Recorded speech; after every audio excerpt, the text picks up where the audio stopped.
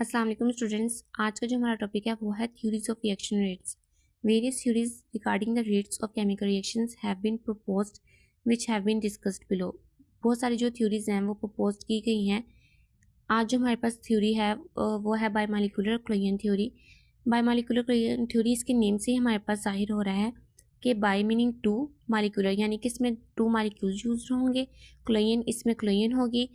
अब हम इसको नेक्स्ट पढ़ते हैं। Biomolecular chlorine theory for the reactions consisting of two reactant molecules only, कि इसमें सिर्फ और सिर्फ दो रिएक्टेंट मालिक्यूल्स होंगे। Was proposed by Max Trautz and William Lewis. इसने जो मैक्स टॉर्ड्स और विलियम लेविस है इसने इसको प्रपोज किया था। According to this theory reaction between the two molecules takes place due to the collision between them. इसमें क्या होगा कि रिएक्शंस होगा बिटवीन द टू मालिक्यूल्स, जो कि मैंने आपको पहले बता दिया कि बायोमॉलिक्यूलर का मतलब होता है टू मालिक्यूल्स। टू मालिक्यूल्स के दरमियान हमारे पास क्या होगी, क्लोरीन होगी, तब हमारे पास जो रिएक्शन होगा वो परफॉर्म होगा। All collisions between the molecules do not lead to chemical reaction. अब जितनी भी क्लोरीन्स हो रही हैं तमाम की तमाम क्लोरीन्स केमिकल रिएक्शंस को लीड नहीं करती हैं। अब इसमें हमारे पास दो चीज़ें चाहिए होती हैं मेन। वो एक है हमारे पास प्रॉपर ओरिएंटेशन और दूसरा है प्रॉपर एनर्जी। अगर हमारे पास एनर्जी प्रॉपर है लेकिन ओरिएंटेशन सही नहीं है तो हमारे पास जो केमिकल रिएक्शन है वो लीड नहीं करेगा। और अगर हमारे पास ओरिएंटेशन सही है लेकिन एनर्जी प्रॉपर नहीं हम उसको दे रहे तो क्या होगा, हमारे पास केमिकल रिएक्शन फिर भी लीड नहीं करेगा। इसकी एग्जाम्पल हम ले लेते हैं। For example clapping. क्लैपिंग में भी क्या चाहिए होता है, टू रिएक्टेंट्स यानी कि दो हाथ चाहिए होते हैं हमें। जब वो दोनों हाथ आपस में क्लैप कर रहे हैं, एनर्जी हम उसको प्रॉपर दे रहे हैं लेकिन ओरिएंटेशन नहीं है। फॉर एग्जांपल कि सिर्फ और सिर्फ उनकी फिंगर टिप्स दोनों हाथों की आपस में मिल रही हैं तो हमारे पास जो क्लैपिंग की आवाज़ है वो नहीं आएगी। इसका मतलब क्या है कि केमिकल रिएक्शन लीड नहीं कर रहा। और अगर हमारे पास ओरिएंटेशन ठीक है कि यानी कि दोनों हाथ सही तरीके से आपस में मिल रहे हैं लेकिन एनर्जी बहुत कम है, इतनी कम है कि क्लैपिंग की आवाज़ ही नहीं आ रही है, तो इस तरह भी हमारे पास जो केमिकल रिएक्शन है वो लीड नहीं करेगा। तो हम इस तरह इसको समझ सकते हैं। उसके आगे वो कहता है the collision which cause the chemical reaction to take place are termed as effective or successful collisions. अगर क्लोरीन हो रही है और केमिकल रिएक्शन भी लीड कर रहा है तो हम उसको इफेक्टिव और सक्सेसफुल क्लोरीन्स कहेंगे, और जो केमिकल रिएक्शन को लीड नहीं कर रहे हैं हम उसको इनफेक्टिव कह देंगे। ठीक है। For the collisions to be effective, जो क्लोरीन्स ऐसी क्लोरीन्स जो कि इफेक्टिव होती हैं यानी कि जो सक्सेसफुल क्लोरीन्स होती हैं, the reactant molecules must have energies greater than the activation energy and proper orientation so as to cause head. तो मैंने जो पहले बताया था कि हमारे पास प्रॉपर ओरिएंटेशन और प्रॉपर एनर्जी होनी चाहिए केमिकल रिएक्शंस को लीड करवाने के लिए। अब हमारे पास नेक्स्ट ये फिफ्थ पॉइंट है। इसमें वो कहता है कि द रेट ऑफ रिएक्शन, ये वाला रेट, ठीक है, is directly proportional to the number of collisions per unit volume per unit time. इसको हम यहाँ पर NaB से डिनोट करेंगे, और इसमें जो AB है वो हमें ये बताता है कि कितने नंबर ऑफ द मालिक्यूल्स हैं जो आपस में क्लोरीन कर रहे हैं। उसके बाद है the fraction of molecules with proper orientation, उसको हम यहाँ पर P से डिनोट करेंगे। And the fraction of molecules having energies greater than the activation energy, उसको हम यहाँ पर ये E minus E star over RT से डिनोट करेंगे। अब हमारे पास नेक्स्ट 6 पॉइंट आ जाता है। वो कहता है कि the variation in the rate of reaction due to the change in temperature और प्रेशर। अब आपको भी पता है कि हमारे पास जो रिएक्शन होते हैं ना उनमें वेरिएशंस आ जाती है जब हमारे पास टेम्परेचर या प्रेशर में चेंज आता है। ठीक है, वो यही कह रहा है is due to the fact that these factors change the probability of collision between the reactant molecules. जब हमारे पास किसी भी रिएक्शन में टेम्परेचर और प्रेशर में जब चेंज आता है ना तो ज़ाहिर सी बात है कि उसकी जो क्लोरीन की जो प्रोबेबिलिटी है ना उसमें भी चेंज आएगा, वो इंक्रीज़ भी हो सकती है, वो डिक्रीज़ भी हो सकती है। अब ये जो नेक्स्ट है ना इसको हम 7th पॉइंट भी कह सकते हैं। वो कहते हैं कि likewise a catalyst increase the rate of reaction just by lowering the activation energy, hence increasing the probability of effective collisions.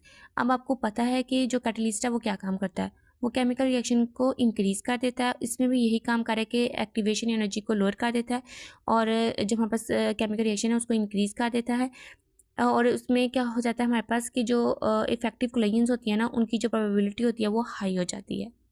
अब वो कहता है कि जो ऊपर हमने पास्टुलेट पढ़े हैं, in the light of postulates of collision theory we know that the rate of reaction is equal to the product of number of collisions of the molecules of A with the molecules of B per unit volume per unit time। इसमें भी वो इसी बात को बता रहा है।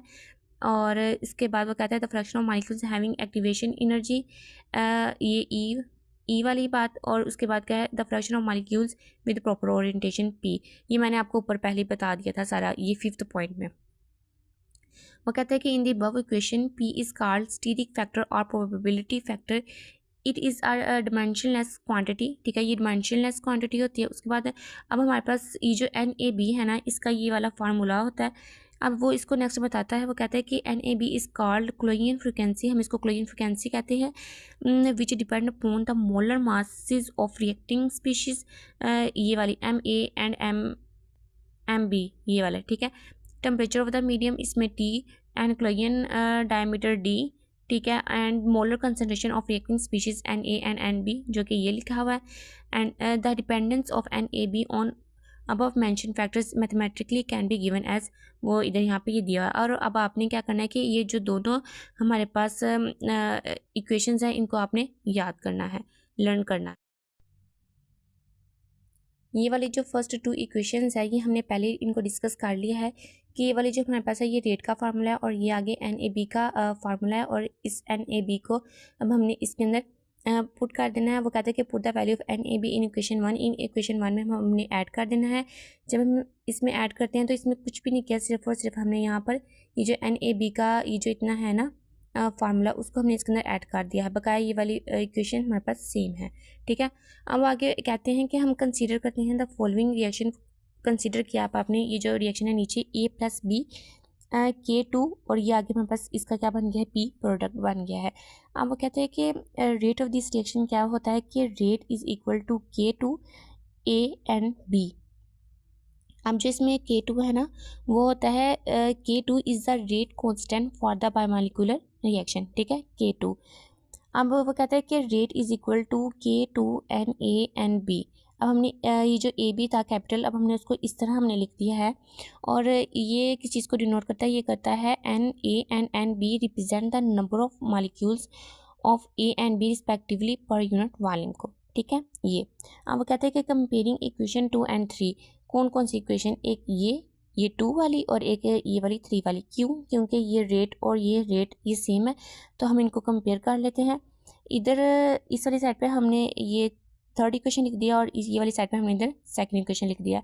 अब यहाँ पर कुछ कटिंग हो रहा है, NAB यहाँ पर कटिंग हो रहा है, तो इसके बाद हमारे पास ये K2 की ये वाली next value same as it is आ गई है, ठीक है। अब इसमें क्या होता है कि हमारे पास वो ना एक फार्मूला है ये वाला, ये भी आपने याद करना है। तो इसमें क्या होता है, ये D है, ठीक है। D हमारे पास जो इक्वल होता है वो PD² 8/R MA + MB over MA MB और ऊपर 1/2, ये इसके इक्वल होता है। तो यहाँ पर देखिए, तो यहाँ पर ये सारी टर्म्स अंदर हैं। तो अब हम इसको क्या करेंगे, इसको D के इक्वल कर देंगे, जो बकाया बचेंगी वो हम इसके साथ नीचे लिख देंगे, वो होगी T1/2 E - E*/RT। अगर आपने ये D वाली वैल्यू नहीं याद करनी तो इसकी एक ट्रिक है कि जब हम यहाँ पर पहुँचेंगे तो आपने याद रखना है कि एक हमारे पास T होगा जो कि ऊपर 1/2 इसका है पावर, वो 7 होगी, और एक E, एक T और एक E, वो नीचे आ जाएगा ऐसी सेम एज टी। और जो बकाया जो जितनी भी वैल्यू है ना, वो उसको हम D के इक्वल कर यहाँ पर ऐसे ये लिख देंगे।